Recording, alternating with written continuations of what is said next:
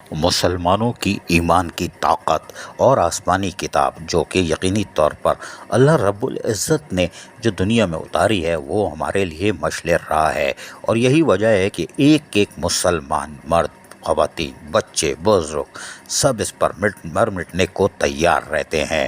قرآن پاک جو ہماری مقدس کتاب ہے، اس کے سویڈن کی طرف سے جہاں پر بے حرمتی کی واقعہ سامنے آیا تھا، اس صحنے کے خلاف پورا ملک بلکہ پوری دنیا سراپا احتجاج ہے، اور آج تو غیر مسلم لوگوں نے بھی اعتراف کر لیا کہ قرآن شریف ایک مقدس کتاب ہے اور مسلمان اس پر مر مٹنے کے لیے تیار ہیں اور کٹنے کو بھی تیار ہیں۔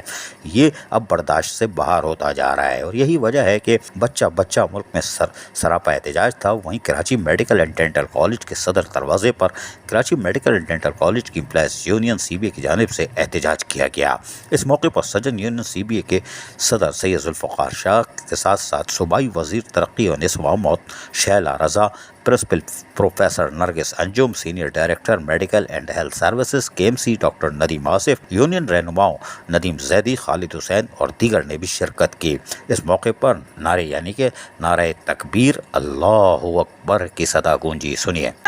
تکبیر، اللہ اکبر، نعرہ تکبیر، اللہ اکبر، نعرہ رسالت، یا رسول اللہ، نعرہ حیدری، قرآن پاک کی بے حرمتی نامنظور، نامنظور، قرآن پاک کی بے حرمتی نامنظور، نامنظور۔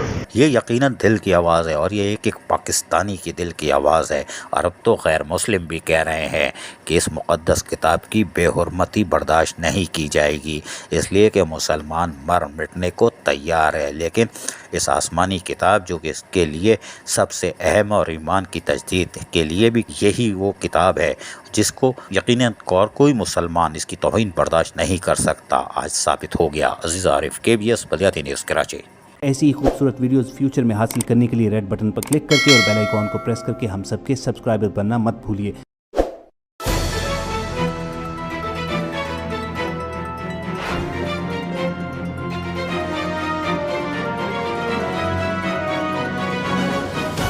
KBS بلدیاتی نیوز۔